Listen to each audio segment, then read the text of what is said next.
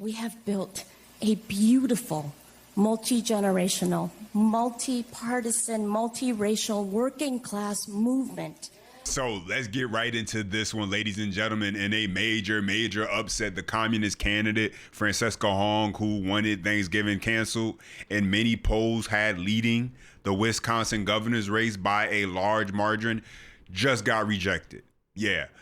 And so you see, for months, we've been told that this democratic socialist movement, that's the branding they're using, sanitized communism, has been taking over the Democratic Party and spreading across the country. And America is opening its arms to socialism, right? And well, not so fast, really, because Wisconsin voters just showed there are still plenty of people saying anybody but socialists. And when you take a look at who actually beat Hong and how chaotic this race became, it tells you just how badly Democrats misread their own voters and how this is still good news for Republicans.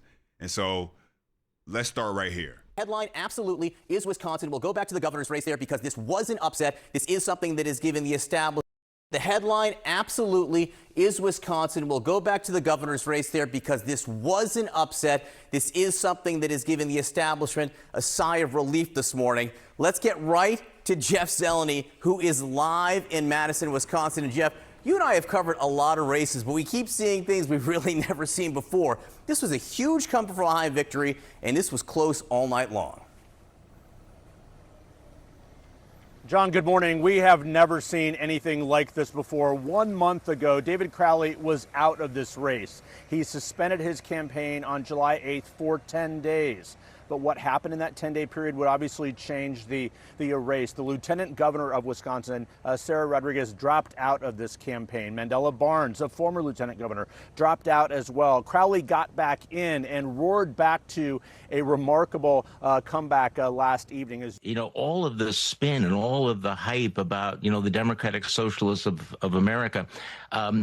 I think that what you saw happen was, and I'm glad you played that clip about canceling Thanksgiving, that, some of these candidates, when the clear lights go on, they're not necessarily ready for prime time. Now, economic populism may work, but when you're out there with the kind of woo-woo woke, faculty lounge, stuff like that, I think it read as kind of strange, out of the norm. And so David Crowley, who is a substantial individual, was able to capture that. And so, in the end, Wisconsin voters voted for the normie candidate. And by the way... And so let's go ahead and break this down, because what happened here is that you see, once you get out of these deep blue cities, these deep blue states, these white liberal college towns that carry many of these candidates in a lot of these cases that depend on that vote, once you actually have to, deal with working class voters, they're not so enthusiastic and looking into signing up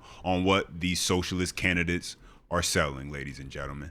That's what we're seeing right here. I don't know about in this particular case, but just generally DSA candidates or a lot of DSA members and people who become national figures actually are not working class Americans. They come from, a lot of them come from good families, privileged families. When I say good families, I mean connected families. And there's a huge disconnect between working Americans, middle class Americans, and a lot of these democratic socialist candidates. It's really just fascinating listening to this liberal media come to the realization of who these people really are, these champagne socialists, as it's been coined. Individuals who love to claim that they're fighting for the working class, that they know how to connect with the working class, but they are the furthest thing from it. Listen, you don't even have to be voting Republican. This is not even about that in this particular instance. There's no way you could sit here and look at what the Democratic Socialists of America, if you go to their platform and you actually read it and you look into it, there's no way you can look at that and say, yeah, that's actually good for working class folks. Now, you may not take the leap and say, I'm going to jump and vote Republican, but what they're offering definitely is not something that should even be a viable option, because it makes absolutely no sense economically speaking. Their solution for everything is tax the rich, you don't have to work if you don't want to because government will take care of you. And that's why this candidate, Francesca Hong, ended up losing. And there were Democrats out there who, listen, they were not on board because they knew she was a massive dumpster fire waiting to happen. Take a listen to this. This entire setup for Francesca to even have a whiff of possibly winning is because of a series of misfortunate events. She has no talent. She has no charisma. Her ideas, if a toddler said them out loud, would get put in timeout. She's not a real person. She's actually, in my opinion, deeply unsettled, and she should really work through in therapy some of her own beliefs. And I cannot believe that we might be on the cusp of having to lift up this person. Yeah, exactly. And this entire time, the polls were extremely off. And this is not the first time. This is now the second time now where the polls were just off and wrong. Happened the same way in the Michigan Senate race with Abdul El Sayed, who, yeah, he ended up winning, but that race was supposed to be basically signed, sealed, and delivered easy victory, and ended up being a nail biter where he won by basically less than 1 point. And same thing here. The last 5 Wisconsin governor Democrat primary polls had Hong up 22, 18, 25, 29, 20. And ladies and gentlemen, let's not forget, this was a candidate who suspended his campaign and dropped out essentially, and then only got back in it after the other 2 Democrats who were ahead of him in the polling, they both dropped out. This is how unqualified the candidates that, number one, the Democrat Party has to offer. Number 2, that's how awful of a candidate that this Francesca Hong is. And that's why I say this is still great news for Republicans, because it's not like they're sending their best and their brightest as far as things go when it comes to this general election.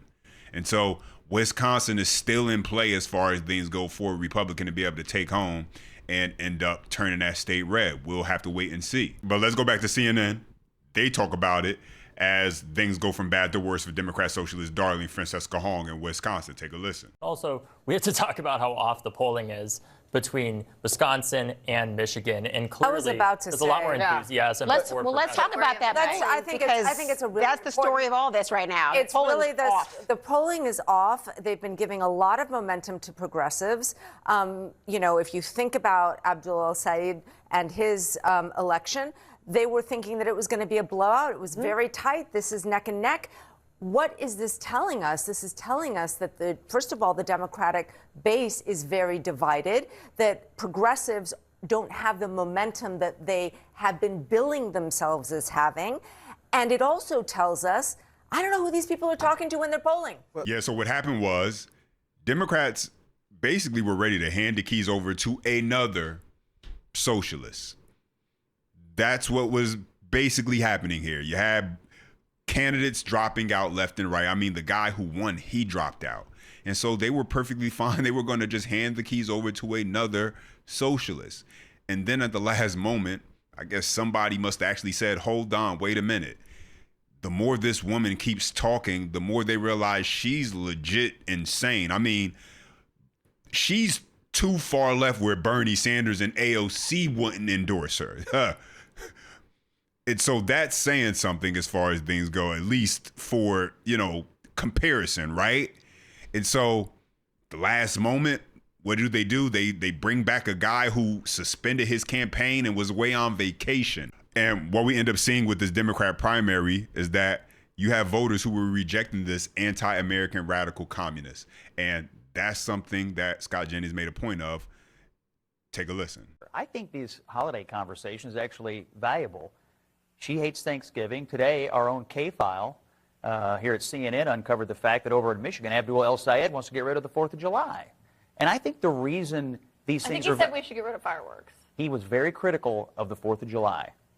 I think these are windows... But I'm just saying getting rid of fireworks is different than getting rid of the 4th of July. I think you're downplaying the message. We don't have the quote here, so let's not adjudicate. I think these are windows into the souls of these anti-American radical communists. Scott, come on. You hate Thanksgiving and you hate the 4th of July. What you're really saying is, I hate some of the pillars that undergird American culture. And how are you going to have a conversation with a voter about affordability or public safety or anything else if you're trying to get rid of Thanksgiving and the 4th of July. I mean, if I were Christmas and Easter, I wouldn't be feeling too comfortable right now. Yes. People win. Can I just be clear for a second? Yes, and you could argue whether Abdul El-Sayed say specifically to get rid of the 4th of July. The point is, you have these individuals who are running for government positions, and they seem to have issues, seem to have a problem with Americans' way of life. The things, the very bedrocks that have been in this country, that everyone who, if you were born and raised and you have generations of your roots here in this country, then you celebrate, you enjoy. Who said Thanksgiving, 4th of July? I believe the comment was about fireworks. He believed that we should get rid of fireworks on the 4th of July, as if that's not some big deal. I mean, what is a 4th of July if not with fireworks? It's an American tradition. And so I think this point Scott Jennings was trying to make was, you have these individual candidates who, they just don't like what America stands for. And they want to change what that is at its core and to make it something else. And that's the point that Shermichael was making on CNN that led to a bit of a heated back and forth. Take a listen. My rebuttal here would be they don't want to get rid of it. And Republicans will draw the contrast, again, to my initial point. It's one thing to not like certain policy positions on the right. We're not saying let's fundamentally change everything that people love about this country. All right. That's the difference from some of the candidates on the other side. A little bit much here. No, I don't think so. I'm not talking about mainstream. Are we going to go back and talk about everybody's tweets? Should we talk about Max Miller, the extremists the guy who on abused the other his own side? child? Well, you know where I stand about that. We were on together, so you know that. He's your guy. Is he my guy? Have I endorsed him? Or did I not say that he should withdraw? I'm just saying. So that's the difference. I think Democrats like David Axelrod should have more courage to say these candidates shouldn't represent your party. Just like I said, someone who's accused of abusing their wife shouldn't be running to represent my party. I think the bigger tale is that progressive. Facts. It's not the same thing. Democrats, listen, the reality is they have allowed their Trump derangement syndrome to drive them to the point where they gave a key to the bus to these individuals, these far left, progressive, socialists. Branding, right? We're going to call them that. That's what they want to brand themselves as, a soft communism socialist. But this is what they did. And because they had no platform, they had no plan actually to combat Republicans in the Trump administration. Only Trump bad must stop Trump. It made it very easy for the Democrat socialists to come in and offer anything. Hey, we'll tax the rich and we'll redistribute it and give it to those who we say deserve it. That was that's their entire plan. Hey, you shouldn't have to work so much. In our world, mortgages don't exist. In our world, food is always readily available. No one's homeless because you don't have to worry about paying rent. And now Democrats are starting to realize, like, okay, like, hold on. These people are legit insane. And, you know, if we continue going down this path, we're going to lose actual seats that probably shouldn't be so much in play as it is. And so now we're going to see about a place like Wisconsin as far as things go, because, I mean, they're not sending their A team as far as with the candidate who won. But we'll see what ends up coming out from all of this. Now I want to hear from you. Drop your comments down below. I appreciate when you guys chime in. Don't forget you enjoy the content. Smash that thumbs up. For more, subscribe to the channel. And as always, until next time.